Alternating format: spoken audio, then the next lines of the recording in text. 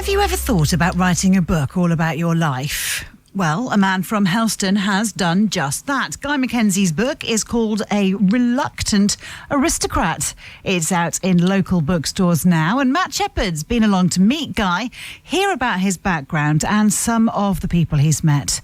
Matt started by asking Guy about the book's title. I've never really thought of myself as an aristocrat or coming from an aristocratic background. I was actually born illegitimately in 1946. My father had inherited Glenmeek Estate up in Aberdeenshire in 1944, and my mother rented a cottage on his estate. And in fact, it wasn't until 1948 that my parents married and my birth was legitimised. I mean, it was a big scandal in those days, but thankfully not anymore. But I've never felt like an aristocrat. And in actual fact, anybody who knows me will know that I'm pretty down to earth. I was sent to a school in Buckinghamshire called Stowe, and it wasn't a happy experience, I've got to say, but I did come away with two important positives. The first of which was a love of unusual architecture and follies and towers and all that sort of thing, but the second was a love of music, which has stayed with me all my life. That was the result of seeing the Beatles at Stowe when I was 16. So the Beatles came to your school in the spring of 1963. They'd already had chart success with Love Me Do. And yet, I suppose, looking at it now, the price that the school paid, it was a bit of a bargain, wasn't it? Well, it was even more so because, in actual fact, the person who organised it was latterly a friend of mine called David Moores, who came from Liverpool. His family owned the Littlewoods Pools organisation, but he'd seen the Beatles at the Cavern in Liverpool, and he decided to try and bring them to Stowe. And he negotiated, age 16, a fee of just £100 to bring the Beatles to Stowe. That Dave Moores was a businessman. He charged every person who saw that concert 5 shillings, which was 25 pence, and there were 600 people who went. So if you do the sums, and it's an interesting one, the Beatles got 100 quid for travelling all the way down from Liverpool with all their gear, but Dave Moores made £50 for just selling the tickets. What was it like for you as a schoolboy standing there seeing these 4 massive names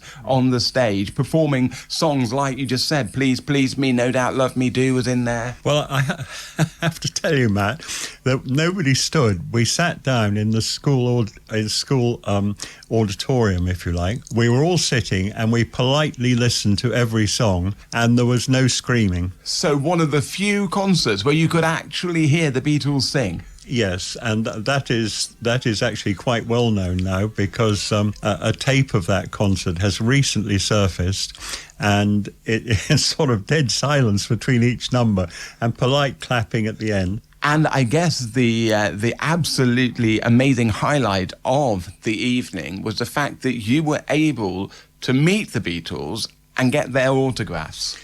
Well, it was. I was the sort of person who'd always been interested in getting autographs from anybody that I could. I had the opportunity to meet them afterwards, which I did, and there's actually a picture of me doing the rounds in front of Paul McCartney, and I have a school exercise book in my hand. I'm quite noticeable because I'm wearing a pale jacket and everybody else, including the Beatles, is wearing a dark-coloured suit. And it's quite obvious that Paul McCartney is signing my book, and I still have my autographs now. That's incredible. You were in the room with the Beatles. I mean, from memory, it was a long time ago, but it's something you'll never forget.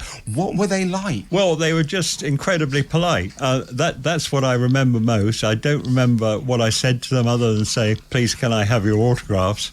But I do remember Ringo Starr calling me sir, and I don't know the context of that, but it just shows, the sort of rapport there was. They were incredibly polite. They had a meal with a member of the school staff afterwards. There were pictures taken, and it was just a fantastic evening, and it really sort of set me off on a love of music, which has never left me. How amazing must that have been to meet the Beatles at your own school? More from Matt Shepherd's chat with Guy Mackenzie coming after 8 this morning. Anyway, this morning we've been hearing about Guy Mackenzie from Helston, who's just written a book about his life called A Reluctant Aristocrat, which is out in local bookstores now. So let's hear a little bit more about his life, and we are heading stateside.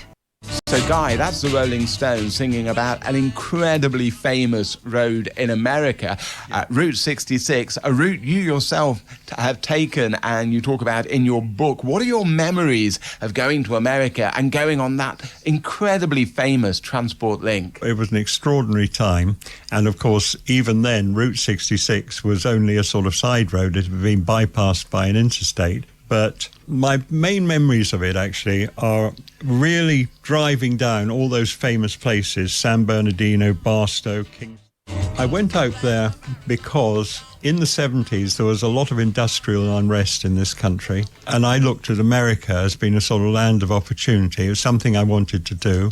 My first marriage had ended, and it just gave me the opportunity to go. I had a couple of names out there of people who might employ me, and in any case I ended up working for one. His company was based near San Francisco at San Mateo, but I found myself living on the east coast rather, so it was sort of 3,000 miles away, give or take. The job I had was to set up dealers for his company throughout the United States, and it also gave me the opportunity to travel throughout the whole country. And I did. I went through 44 of the 48 states, if I remember correctly. The most amazing sight was really the Grand Canyon, because I was determined to see it. I arrived there in the dark, and I parked as near as I possibly could to what I thought would be the Grand Canyon in a lay-by. When I woke up in the morning in my car and I looked out, and the sun was rising over the Grand Canyon, and it was just the most amazing sight, and it's one that'll stay with me forever. And now you're in Cornwall, so how did you end up here? Well, I first came down to Cornwall in 1973 on holiday, and I absolutely loved the place. It had the feeling of the Isle of Mull where I was brought up, but yet it was more accessible, and I just loved it. I loved the moors, I loved the beaches, I loved the coastal paths, I loved the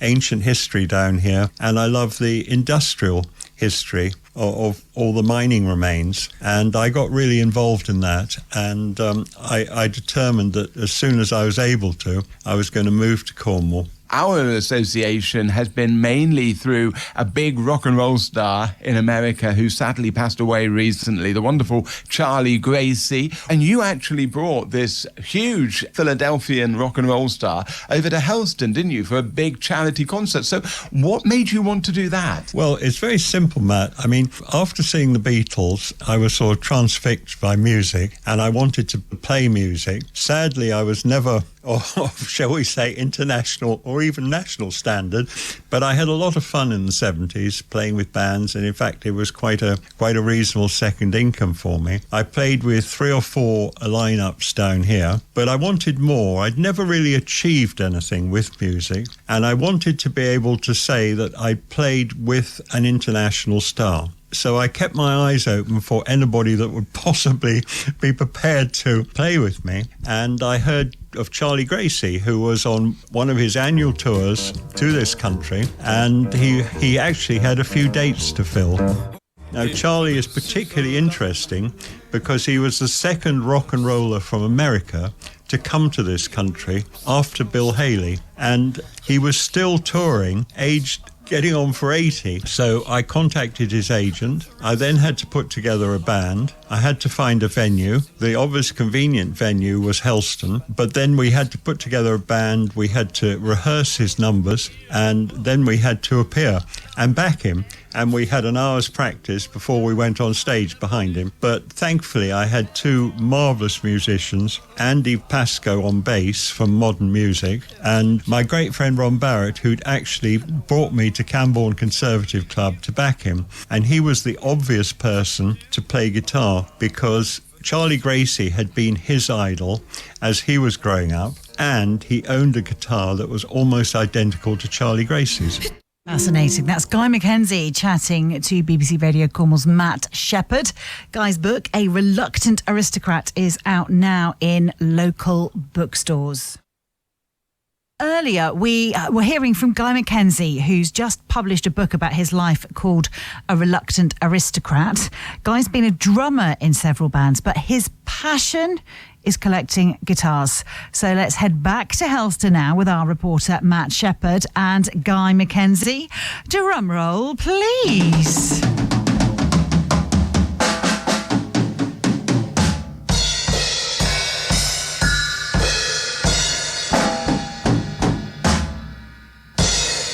Guy Mackenzie, that's woken everybody up. This is a marvellous drum kit. We were talking, weren't we, when we were talking about your book, about the fact that you've been a drummer for many, many years. What do you love about the drums? Probably people would say that a drummer is not a musician, and probably because I'm not a musician, but I like making a lot of noise, and also it's a great way of taking out stress. But I love the drums. The reason I ask you about the drums is because you have a particular passion that is related to music but not related to drums. Well, that's absolutely right. I love guitars, actually.